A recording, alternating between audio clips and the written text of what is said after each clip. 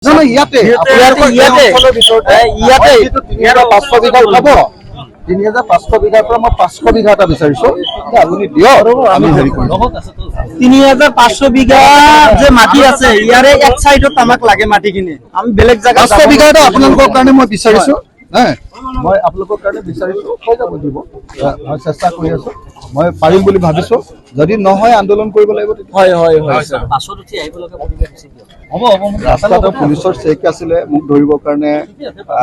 মানে বেৰিকেড দি আছিলে দুটা ঠাইত সেইকাৰণে মই নিজে অকণমান বাছত উঠি আহিলো ৰাইজক এতিয়া জেগাটো দেখিলো একোতো অসুবিধা হোৱা নাই হয় নে নহয় কওক আপোনালোকৰ আছে কিবা অসুবিধা হৈছে নেকি ইমান অসুবিধা একো নকৰো আৰু ইমান ভয় খোৱাৰ দৰকাৰ নাই যদি ভাল কাম কৰিছেতো ভয় খাবই নালাগে চৰকাৰেতো মোক ভয় কৰে আৰু সঁচা কথা কোৱা মানুহ চবকে ভয় কৰে মানে গুণগুণে হওক বা আপোনাৰ অন্য কোনোবাই হওক কোনো মানুহক এনেকে চৰকাৰে মাটিৰ পৰা বেঘৰ কৰাৰ খেদি দিয়াৰ কোনো অধিকাৰ নাই গুণগুণ চেতিয়াক যেনেকৈ অধিকাৰ নাই তেনেকে ইছমাইল হুছেইনকো খেদি দিয়াৰ অধিকাৰ নাই যদি বিদেশী হয় খেদি দিয়ক নহলে কিন্তু এনেকুৱা অত্যাচাৰ কৰাটো সহ্য কৰা যদি যাবলৈ দিয়ে যাম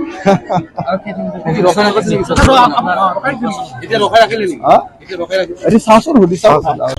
ঘৰ এৰি দিবলৈ অনুৰোধ কৰিব এনেকে ঘৰ ভাঙি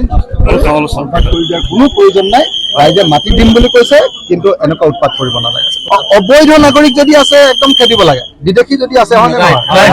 বিদেশী খেদিব লাগে মুছলমান মানুহবিলাকক সোধক যে মুছলমান মানুহে কৈ আছে যে বিদেশীক খেদিব লাগে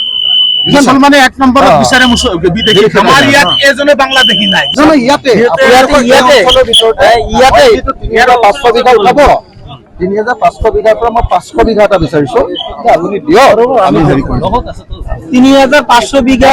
যে মাটি আছে ইয়াৰে এক সাইডত আমাক লাগে মাটিখিনি আমি বেলেগ জায়গা ৫০০ বিঘা এটা আপোনালোকৰ কাৰণে মই বিচাৰিছো মই আপোনালোকৰ কাৰণে বিচাৰিছো হৈ যাব দিব মই চেষ্টা কৰি আছো মই পাৰিম বুলি ভাবিছো যদি নহয় আন্দোলন কৰিব লাগিব হয় হয় হয় পাছত উঠি আহিব লগা পৰিৱেশ আছে হ'ব হ'ব ৰাস্তাটো পুলিচৰ চেক আছিলে মোক ধৰিবৰ কাৰণে মানে বেৰিকেড দি আছিলে দুটা ঠাইত সেইকাৰণে মই নিজে অকণমান বাছত উঠি আহিলো ৰাইজক এতিয়া জেগাটো দেখিলো একোতো অসুবিধা হোৱা নাই হয় নে নহয় কওক আপোনালোকৰ আছে কিবা অসুবিধা হৈছে নেকি ইমান অসুবিধা একো নকৰো আৰু ইমান ভয় খোৱাৰ দৰকাৰ নাই যদি ভাল কাম কৰিছেতো ভয় খাবই নালাগে চৰকাৰেতো মোক ভয় কৰে আৰু সঁচা কথা কোৱা মানুহ চবকে ভয় কৰে মানে গুণগুণে হওক বা আপোনাৰ অন্য কোনোবাই হওক কোনো মানুহক এনেকে চৰকাৰে মাটিৰ পৰা বেঘৰ কৰাৰ খেদি দিয়াৰ কোনো অধিকাৰ নাই গুণগুণ চেতিয়াক যেনেকৈ অধিকাৰ নাই তেনেকে ইছমাইল হুছেইনকো খেদি দিয়াৰ অধিকাৰ নাই যদি বিদেশী হয় খেদি দিয়ক নহলে কিন্তু এনেকুৱা অত্যাচাৰ কৰাটো সহ্য কৰা যদি যাবলৈ দিয়ে যাম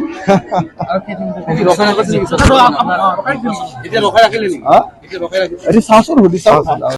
ঘৰ এৰি দিবলৈ অনুৰোধ কৰিব এনেকে ঘৰ ভাঙি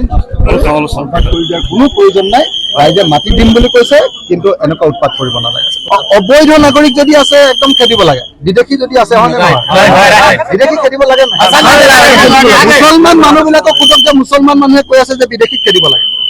মুছলমানে এক নম্বৰত বিচাৰে বিদেশী আমাৰ ইয়াত এজনে বাংলাদেশী নাই